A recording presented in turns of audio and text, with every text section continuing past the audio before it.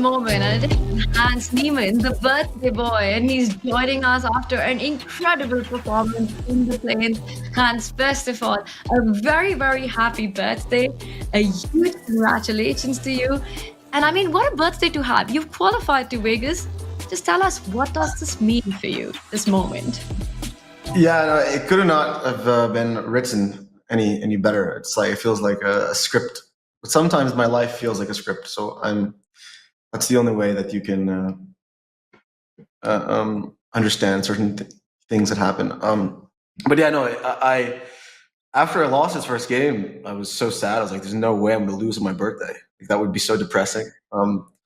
And I really wanted to qualify. Obviously, it's in Vegas, it's in America, and I really play chess in America, so it's where I really wanted to play. So I'm very happy.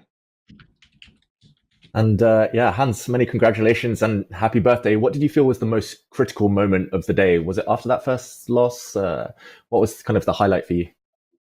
Yeah, I think in the second game against Gyung Yi, I was upset with how I played in the opening. And then I spent a lot of time, and thankfully I found this sort of rook a3, rook c3 idea, which was actually super strong, and I won the piece. And then after that, I was in control. Against Dennis, perhaps relaxed a bit too much in the second game. But considering it's such a brutal format, having 16 players, only one spot, like you're sort of trying to avoid losing at every moment. So it's extremely stressful. So I would say that when I sort of got things back together in the Armageddon, I felt quite confident, although I made it like way closer than it should have been. But I guess, when it came down sort of like low time, that's when I probably have the biggest edge. So, I was able to close things out. Hans, you mentioned that it all feels like a script, and I want to say this feels like a blockbuster that no one could have written. Just what we saw in the plains, it came down to the wire in this final, and what a fight it was with Denis Lazovic and you into that Armageddon. And I think there's so much, all eyes are on you, right? There's so much noise around it. And how is that something that plays on your mind? What was going through in those final moments of Armageddon, knowing that this sort of dream to get to Vegas is so close? Yeah, well, in the first qualifier that I played in Weizenhaus, I streamed it, and I felt like I beat Maxime, and then I was about to beat Nepo, and then I guess things sort of collapsed. So I definitely felt a lot more focused than I usually am while streaming. So I don't think that I felt the same pressure. I think that if I was streaming and I was, I'd more so don't want to disappoint my fans. If someone's not my fan, then I'm not worried about losing. It's they're rooting against me, but I just feel bad when like my fans are rooting for me and I lose. But anyways, no. Obviously, the way that the freestyle system works is that once you sort of get into a tournament, it's a lot easier to stay. But getting into is the hard part. So I hope that this qualification means that I will play the rest of the events of the year, because I really enjoy the format. And I think that, I believe that matches are the most meritocratic tournament system. So the system in Vegas, like 30 plus 30, I really like it. So I'm just looking forward to playing, let's say, that format, which minimizes a lot of variance and usually favors the better players. We're super excited to see you there. But something that you just mentioned, right? The inspiration that you get from your own fans and your community. But is it also a motivation to perform this, to have this, to sort of earn that spot the way you did, to sort of shut down the detractors?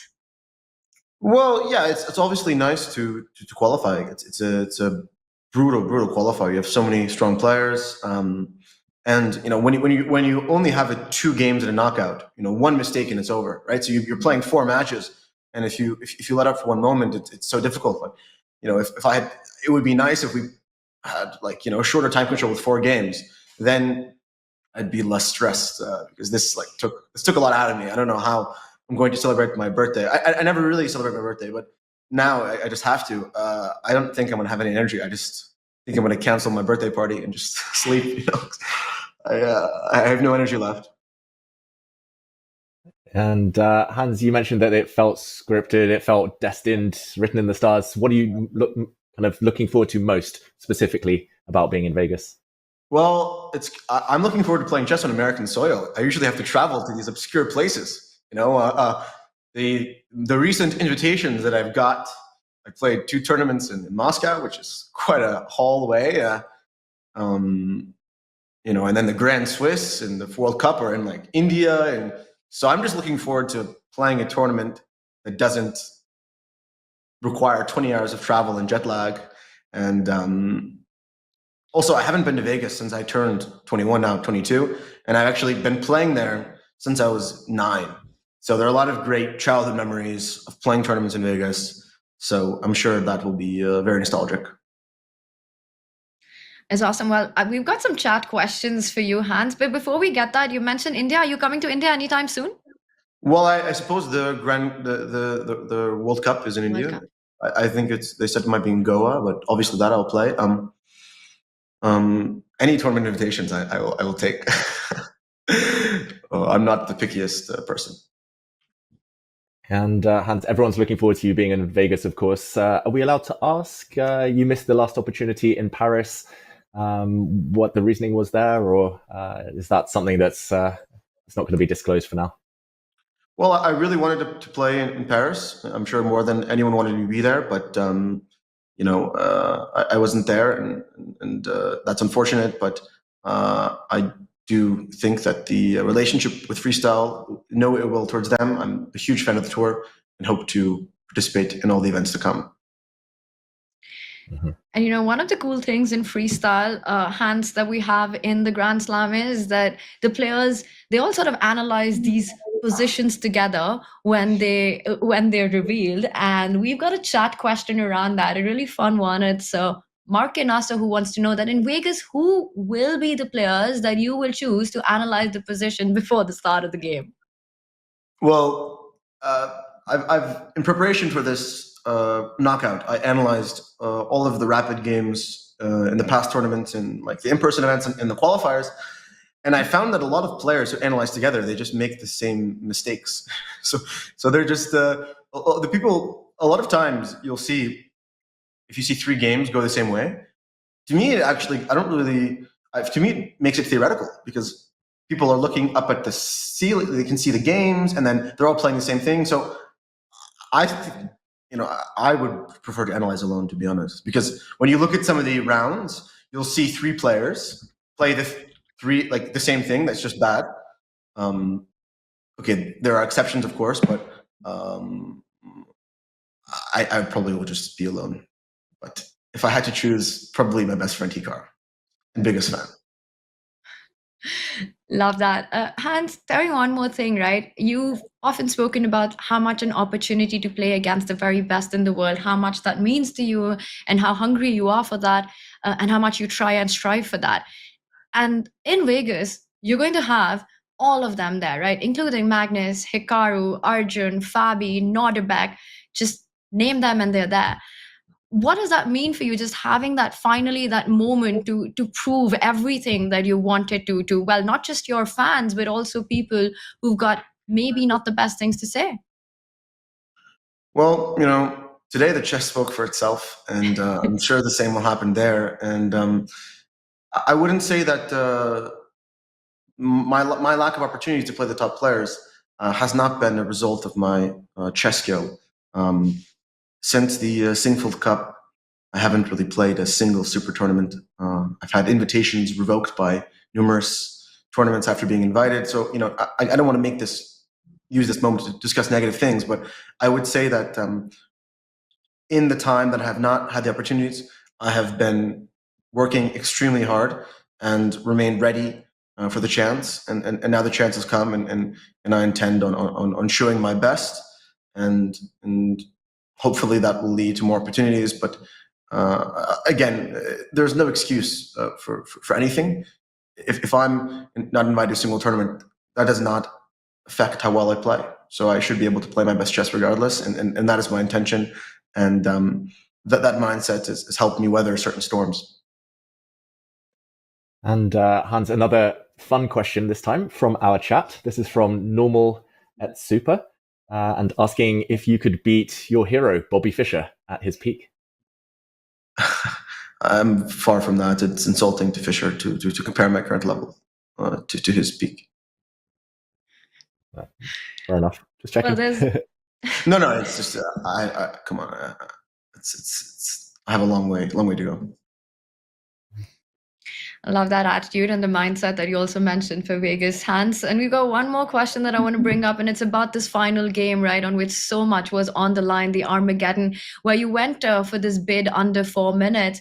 And it was a great bid in the Armageddon. And it's by BGH13. And he wants to know, what was it about the position that made you want the black pieces? Yeah, well, I've already forgotten what the position looks like, but the pieces were the king. Let me just check, just so I can. Yeah, so the king is on. Like basically, the pieces are pretty reasonable squares. So like everything, the knights or bishops. It looked so whenever the piece is already, then the advantage is usually the less. Like you can tell based on the position if things are like completely discoordinated, then perhaps you'd prefer white. I also analyzed all of the past games that he played against MVL, and he had MVL had 406 and he won the bid. So he did win that Armageddon, but I wasn't. He's a very conservative player, so I really wanted to bid 410, and just I was really confident. 355 was sort of I was just thinking, what's my max limit? Because I think psychologically, if he bid lower, I'd be upset. That is sort of like a moral victory. So I thought I could bid 406 and get it, but I wanted to be absolutely sure because I just felt very confident with the black pieces. And when time gets low, I really feel like that's where I thrive, as I've shown in Title Tuesday. So I didn't really feel, and I have a lot of I used to, my main chess improvement came from playing like 3-0 games, like 8 hours a day. So in Armageddon, I felt pretty confident with either color. Yeah, that's awesome. I think we've seen you with those incredible performances in Title Tuesday. Also, the matches that you've been having, with Anish, with Vidit, and all these speed chess, different formats. I'm sure that has helped you a lot along the way. And what I'd love to hear a little bit. Sorry, go on. No, I just said yes. Go ahead. So that's been awesome to watch. And coming into this plains, we saw some incredible match play by you. First against Ding Liren, then Yu Yangi, and the finals against Denis Lazovic. Brilliant stuff there. Is there one match that really stands out to you that you're extra proud of, Hans? I think that I showed the most resilience against Yu Yangi. That is when I was under a huge amount of pressure. That was the only time I was down. And before that, things were, I guess the first game against Ding started very poorly, but I managed to turn things around.